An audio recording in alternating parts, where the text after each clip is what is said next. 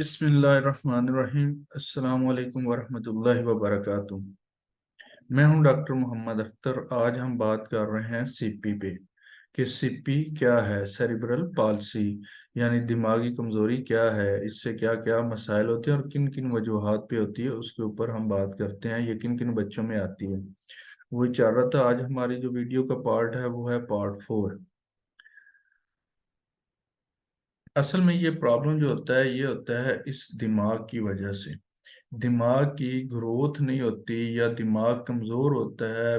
दिमाग के अंदर जो झिल्लियां होती हैं वो खुश्क हो जाती हैं, उनकी ग्रोथ नहीं होती, या किसी वजह से भी, किसी इन्फेक्शन की वजह से या किसी मसाइल की वजह से इस दिमाग के अंदर जब प्रॉब्लम आता है, जब कोई मसला आता है, तो उस वजह से हमारा असर जो उसका पड़ता है वो अज़ा पे पड़ता है, जिस्म पर पड़ता है, जिससे जिस्म के अंदर कमज़ोरी आ जाती है।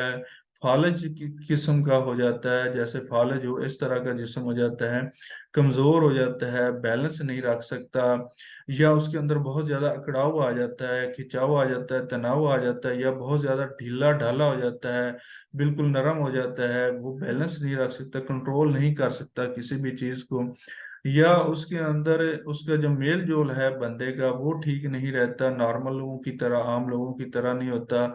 ये इस तरह से उसके अंदर कई सारे जो है मसाइल पैदा हो जाते हैं इस वजह से, जहाँ यानी दिमाग का जो हिस्सा भी कमजोर होता है, जो हमारे जिस फंक्शन को कंट्रोल कर रहा होता है, वो जब डैमेज होता है तो वो जिस फंक्शन को कंट्रोल कर रहा होता है वो आगे फंक्शन भी कमजोर हो जाता है, जिससे वो अज़ा भी कमजोर हो जाता है। मसलन ये वाला फंक्शन जो है टॉयज वाला, ये कमजोर हो गया तो अंगूठे की जो मूवमेंट है वो कमजोर हो जाएगी, उसके अंदर खलल आ जाएगा।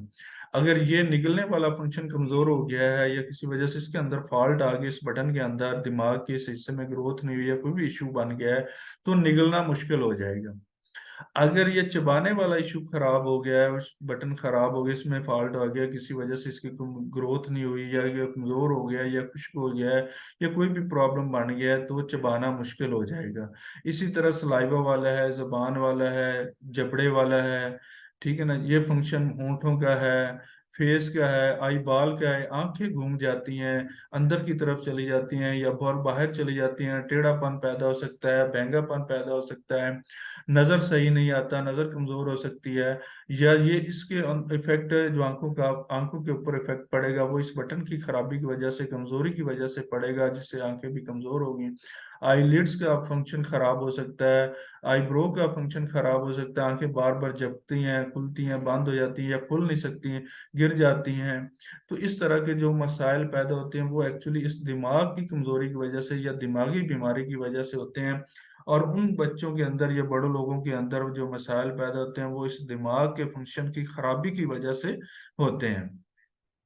इसके ऊपर हम बात करेंगे आगे कि क्या है सबसे बड़ी वजह जो है वो ये है कि जो बच्चे छोटे पैदा होते हैं, कमज़ोर पैदा होते हैं, उनमें भी ये दिमाग के मसाइल आ सकते हैं।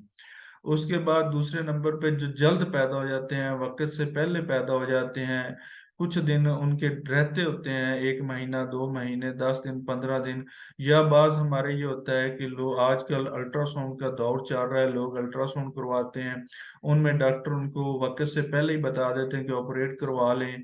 उसकी वजह ये होती है कि वो अपने लालच के चक्कर में लोगों का नुकसान कर देते हैं। बच्चा वक्त से पहले होता है, जिससे वजह से उसकी प्रॉपर ग्रोथ जो होनी थी, जो अभी कुछ बाकी था, वो रह जाता है, जिसकी वजह से ऐसे बच्चे पैदा होते हैं। उसके बाद अगली जो वजह है वो है जुड़वा बच्चे पैदा होना, एक या एक से ज्यादा बच्चे पैदा होना, तब ये मसले पैदा हो सकते हैं। एक और नया तरीका आया हुआ है तौलीदी निज़ाम का, जिसमें बच्चे पैदा करते हैं। एक कुदरती तरीका होता है जो अल्लाह ताला ने बनाया, एक मसनूई लोगों ने बनाया हुआ है, डॉक्टरों ने जदीद टेक्नोलॉजी के मुतालिक, जिसे इन्वर्टो फर्टिलाइजेशन कहते हैं, उसमें जो बच्चे पैदा होते हैं वो भी माजूर पैदा हो सकते हैं, उनके अंदर ये माजूरियाँ, ये कमजोरियाँ आ सकती हैं। उसके बाद माँ का जो एग है वो किसी वजह से इन्फेक्शन हो गया, या यूट्रस में कोई इन्फेक्शन है, या उनके अंदर हार्मोन्स की कोई मसला है, तो तब भी ऐसे बच्चे पैदा हो सकते हैं, या ऐसे मसाइल आ सकते हैं। और उसके बाद जो बच्चों को यरकान हो जाता है, पीला पीलिया हो जाता है, जेंडस हो जाता है, उसमें भी ऐसे बच्चे होते हैं, ये खून के अंदर बिलोरोबिन की जो मिकदार है वो बढ़ जाती है, उसमें ये मसाइल पैदा होते हैं। तो हम बात करते हैं ये इन्वर्टो फर्टिलाइजेशन क्या है। इन्वर्टो फर्टिलाइजेशन आजकल एक मसनूई तरीका आया हुआ है। इसमें माँ के रहम से, बेजादानी से वो अंडे को निकाल लेते हैं, उधर से वालिद के स्पर्म लेते हैं, बाप के, उन स्पर्म आपस में फिर फर्टिलाइजेशन करवाते हैं। फर्टिलाइजेशन के बाद जब जाइगोट बन जाता है, जाइगोट बनता है, तो फिर उसको दोबारा रहम के अंदर रख देते हैं, जिससे उसकी ग्रोथ शुरू हो जाती है और उससे वो बच्चे पैदा होते हैं। ये एक मसनूई तरीका है, जिनके बच्चे नहीं हो रहे होते उनके अंदर ये तरीका इस्तेमाल किया जाता है। उस तरीके में जो बच्चे पैदा होंगे वो भी ऐसे हो सकते हैं। उसके बाद ये एक है कंट्रक्स दिमागी नक्श। ये कंट्रक्स दिमागी नक्श क्या होता है, इसमें खून की जो यरकान जिसे हम कहते हैं पीलिया हो जाना बच्चों को, उसमें बिलोरुबिन की मिकदार बहुत ज़्यादा खून में बढ़ जाती है। एक हद से जब क्रॉस कर जाती है तो उसके जो नुकसानात होते हैं या उसके जो असरात पड़ते हैं दिमाग के ऊपर किसी हिस्से पर, उससे क्या हो सकता है, समात में यानी सुनने में, कानों में नक्श पैदा हो सकता है, बिनाई में, नजर आने में, बहंगापन, टेढ़ापन, इस तरह के उनके अंदर मसाइल पैदा हो सकते हैं, दांतों के अंदर मसाइल पैदा हो सकते हैं, या फिर कोई और जहनी माजूरी यानी दिमाग के अंदर कमजोरी पैदा हो सकती है, उसकी ग्रोथ जो है वो डिस्टर्ब हो सकती है। उस तरह की कुछ भी उसके अंदर मसाइल पैदा हो सकते हैं। तो उसकी दूसरी बड़ी, सबसे बड़ी वजह ये यरकान भी हो सकता है ऐसे बच्चों के अंदर, या दिमाग की कमजोरी का सबब बन सकता है। और दूसरा जो है मसनूई तरीका था जो तौलीदी निज़ाम का, वो भी डिस्टर्ब कर सकता है, उसमें भी बच्चे ऐसे डिस्टर्ब हो सकते हैं। उसके बाद जो है, ये पहले 28 दिन डिलीवरी के बाद, जो पहले से 28 दिन होते हैं उनमें भी बच्चों को ये मसाइल पैदा हो सकते हैं।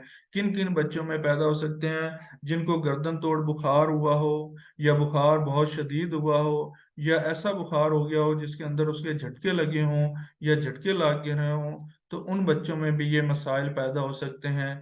टाइफाइड में भी हो सकते हैं, टाइफस में भी हो सकते हैं, और गर्दन तोड़ बुखार में ज्यादातर होते हैं पहले 28 दिनों के अंदर। और उसके बाद सर में चोट लगने की वजह से, शदीद किस्म की कोई चोट लग गई है गिरने की वजह से, या किसी और वजह से सर में चोट लग गई है, तो डिलीवरी के दौरान सर में कोई चोट लग गई है, उस वजह से भी ये बच्चे ऐसे पैदा हो सकते हैं। तो ये उनकी काज या सबब बन सकते हैं जिसके उनकी दिमाग की जो ग्रोथ है वो रुक जाती है, वो प्रॉपर तरीके से नहीं होती जैसे उसकी ग्रोथ होनी चाहिए।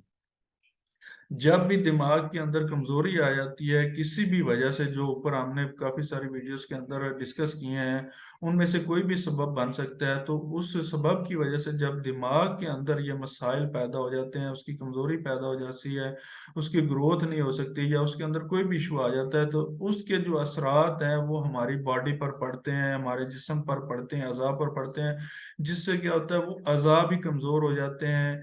वो बॉडी उस तरह से, उसकी मूवमेंट, उसकी चाल, उसकी ढाल, उसकी हालत, उसकी कैफियत वो नहीं रहती जैसे एक नॉर्मल की होनी चाहिए, उसमें भी खलल आ जाते हैं, वो भी सारी की सारी डिस्टर्ब हो जाती है।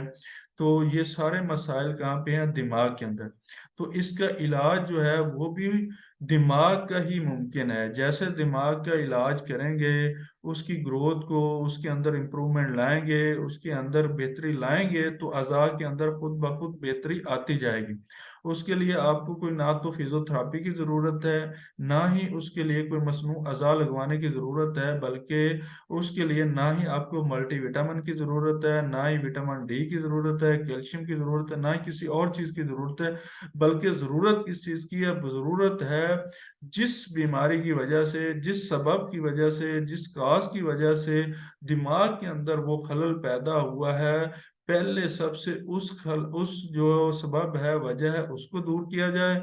फिर उस दिमाग की जो है ग्रोथ, उसको बेहतर किया जाए, उसके लिए कोई अच्छी मेडिसिन दी जाए ताकि उसकी जो है ग्रोथ हो सके। उसके बाद से जो है बच्चे के अंदर या बड़े के अंदर या उसके अज़ा के अंदर, उसकी बॉडी के अंदर इम्प्रूवमेंट आएगी, वो बेहतर होना शुरू हो जाएगा।